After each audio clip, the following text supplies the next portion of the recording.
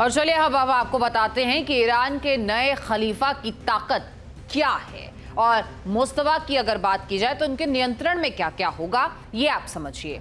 वो IRGC का commander in chief है, बासिज फोर्स पर उसका कंट्रोल है, कुद्स फोर्स पर पूरा नियंत्रण है, खुफिया एजेंसियों पर नियंत्रण है, विदेशी नीति पर वो फैसला लेने में सक्षम है, राष्ट्रपति की नियुक्ति, जजों की नियुक्ति, सैन्य कमांडर्स की नियुक्ति, सब पर उसी का इख्तियार है। राज्य मीडिया पर उसका पूरा नियंत्रण होगा, धार्मिक संस्थाओं पर पूरा नियंत्रण होगा, इस्लामी कानूनों की व्याख्या भी उसी के हिसाब से होगी और परमाणु कार्यक्रम पर भी पूरा नियंत्रण नए खलीफा का होगा। तो इसी से आप नए खलीफा की ताकत को समझिए।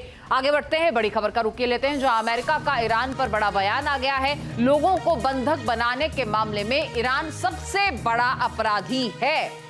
आतंकवाद को लेकर तेहरान का मौलवी शासन जिम्मेदार है, ये यूएस का यानी अमेरिका का कहना है।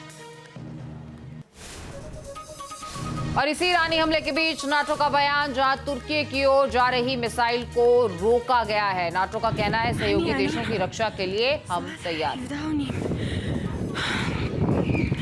या खुदा, हमें जोरों से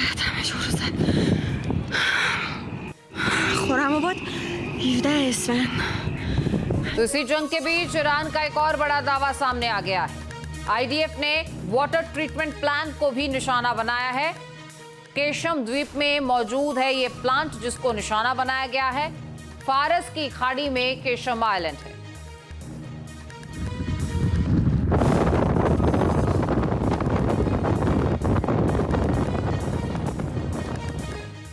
अब देखिए, ईरान में मुस्तफा खामेनेई को नया सुप्रीम लीडर चुन लिया गया है। जंग के बीचों बीच नाम का ऐलान किया गया और ईरान की आक्रामक रणनीति का भी इसे हिस्सा माना जा रहा है।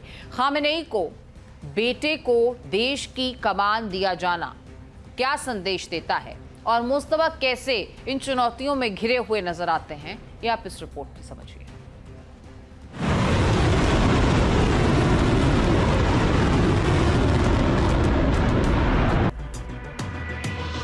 हजरत Ayatollah al Uzma Sayyid Mujtaba Khamenei. Israel और अमेरिका के हमलों से जिस वक्त ईरान में तबाही हो रही थी, उसी वक्त ईरान अपना नया सुप्रीम लीडर चुन रहा था। तेहरान के कई इलाके बमबारी से दहल रहे थे, आग की लपटें उठ रही थीं। उसी दौरान ईरान के सरकारी टेलीविजन पर मुज्तबा खामेनेई को नया सुप्रीम लीडर बनाए जाने की जानकारी दी गई। सुप्रीम लीडर के तौर पर मुज्तबा खामेनेई के नाम का ऐलान 88 सदस्यों वाली ईरान की एक्सपर्ट्स की असेंबली ने किया। ये मौलवियों का एक ग्रुप है जिसे सुप्रीम लीडर चुनने का अधिकार है। असेंबली के बयान में कहा गया कि मजबूत वोटों के आधार पर मुज्तबा को चुना गया है। बयान में देश से मुज्तबा के पीछे एकजुट होने की अपील की गई। हजरत आयतुल्लाह सैयद मुज्तबा हुसैनी खामेनेई। जैसे मुज्तबा के नाम का ऐलान हुआ, उनके समर्थन में जोरदार नारेबाजी की गई।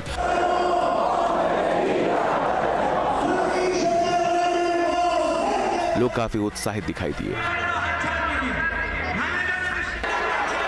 मुज्तबा खामेनेई के सुप्रीम लीडर बनने के बाद तेहरान की सड़कों पर उनके समर्थक उतरे। हाथों में ईरान का झंडा लेकर बड़ी तादाद में लोगों ने जश्न मनाया।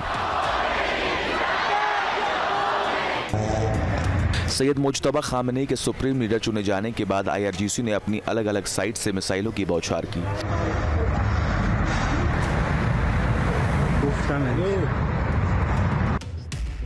सोशल मीडिया पर शेयर की गई पोस्ट का caption at your command Syed Mujtaba दिया गया।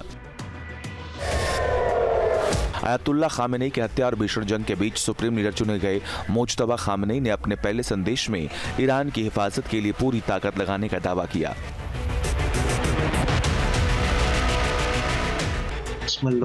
महान और बहादुर ईरानी राष्ट्र को सलाम, जो कठिनाइयों के बावजूद भी दृढ़ रहा। जैसा कि मैं इस नेतृत्व को ग्रहण कर रहा हूं, मैं अपने शहीदों के पवित्र नक्शे कदम पर चलने की प्रतिज्ञा करता हूं। मैं सम्मान, स्वतंत्रता और प्रतिष्ठा की रक्षा करता रहूंगा।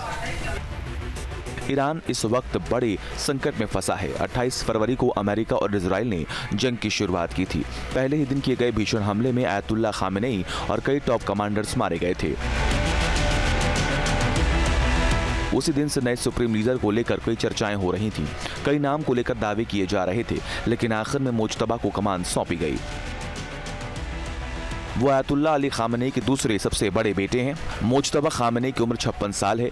ईरान इराक युद्ध के दौरान मुज्तबा ने हबीब बटालियन में सेवा दी थी। मुज्तबा IRGC के बेहद करीबी बताए जाते हैं। मुज्तबा ने अब तक सरकार में कोई आधिकारिक पद नहीं संभाला था, लेकिन दावा किया जाता है कि वो सुप्रीम लीडर के ऑफिस में एक प्रभावशाली व्यक्ति और द्वारपाल के रूप में काम कर रहे थे। 1979 की इस्लामिक क्रांति के बाद पहली बार है जब ईरान के सुप्रीम लीडर का पद पिता से बेटे के पास गया है। नया सुप्रीम लीडर भले ही चुन लिया गया हो, लेकिन ईरान में एक तबका लगातार इस्लामिक शासन का विरोध कर रहा है।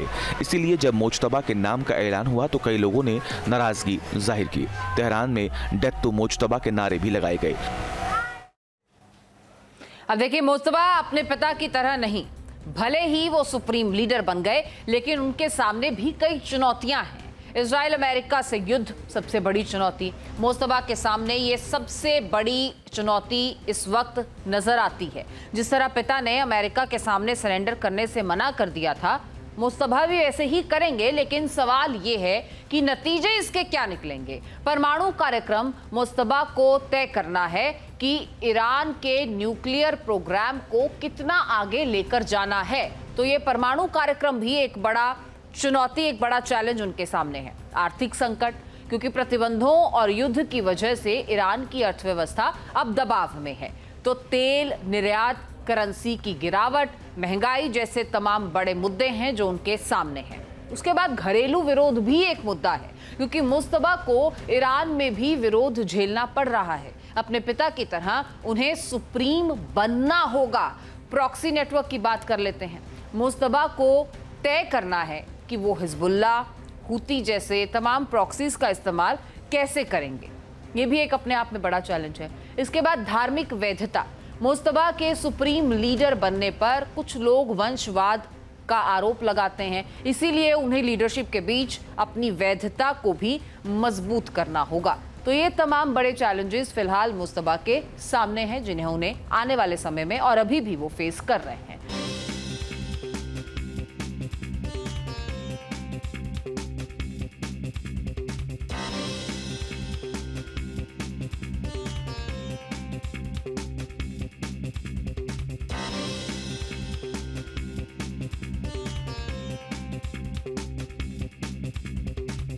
आपके मोबाइल पर तुरंत आएगी ब्रेकिंग न्यूज। स्क्रीन पर सबसे पहले दिखेगी बड़ी खबर। देश दुनिया की हर खबर एक जगह। अब आपके मोबाइल पर तुरंत फटाफट इंस्टॉल कीजिए न्यूज़ नेशन ऐप और रखिए खुद को अपडेट।